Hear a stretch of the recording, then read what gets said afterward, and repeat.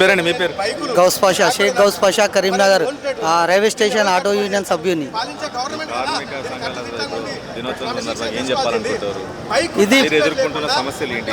మేము ఎదుర్కొన్న సమస్యలు రాపిడో, ఓలో, ఆన్లైన్ బుకింగ్, ఇవి అన్నీ మాకు మా పుట్టలు కొడుతున్నాయి. ఇవి అన్నీ రావడానికి కారణం రేవంత్ రెడ్డి సీఎం గారే కారణం.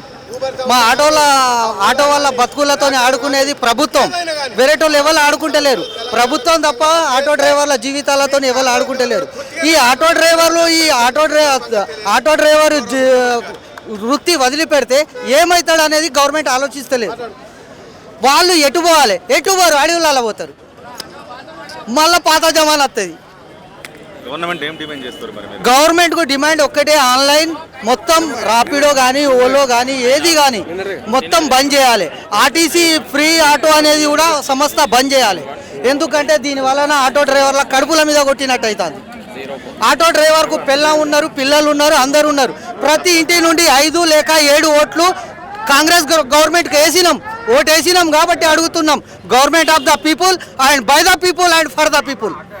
ప్రజల చేత ప్రజల కొరకు నిర్వహించబడే ఈ ప్రజాస్వామ్యం మాకు పోరాడే హక్కు ఉంది. ఇది పోరాటాల గడ్డ, కరీంనగర్ అడ్డా. ఈ నుండే కరీంనగర్ నుండే పోరాటాలు స్టార్ట్ అవుతాయి తెలంగాణలో. ఇది ఫస్ట్ సూచన సీఎం గారికి ఇస్తున్నాం. మేము మా పోరాటం స్టార్ట్ చేసినాం కరీంనగర్ అడ్డా నుండి. ఇక మీ ఇష్టం. భవిష్యత్తులో మీ కార్యాచరణ ఎలా ఉండకపోతుంది? ఇప్పుడు ఫ్రీ బస్సులు అంటే ఇప్పుడు మామూలుగా సిటీ బస్సులు అనేవి కరీంనగర్లో స్టార్ట్ అయినాయి. ముందు భవిష్యత్తులో సుత ఎలక్ట్రిక్ ఆటోలు, ఆర్టీసీ ఆటోలు అనేవి సుత గవర్నమెంట్ ఇచ్చే ఆలోచనలో ఉంది.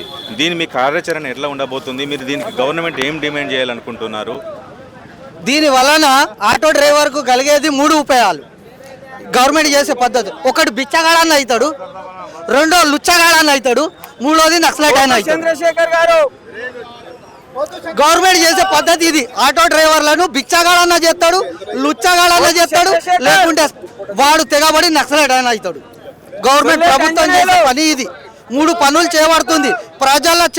ప్రజల చేతుల్లో వీళ్ళకు ప్రజలను పీడించి ప్రజలనే దోషులు నిలబెట్టే ఈ రాజకీయం మాకద్దు.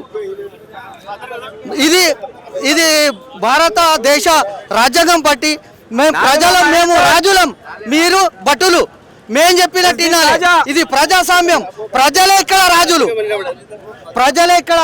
రాజ్యాంగం ప్రకారం మీరు మా మాట ఇంటలేరు కాబట్టి మా పోరాటం స్టార్ట్ చేస్తాను. ఇది మొదలుపోయింది పోరాటం, ఇక వదిలిపెట్టాం. 15 ఆగస్టు వరకు, 15 ఆగస్టు కూడా ఇంకా దారుణంగా ఇంకా పెద్ద ఎత్తున పోరాటం చేస్తామని మేము తెలుపుతున్నాం.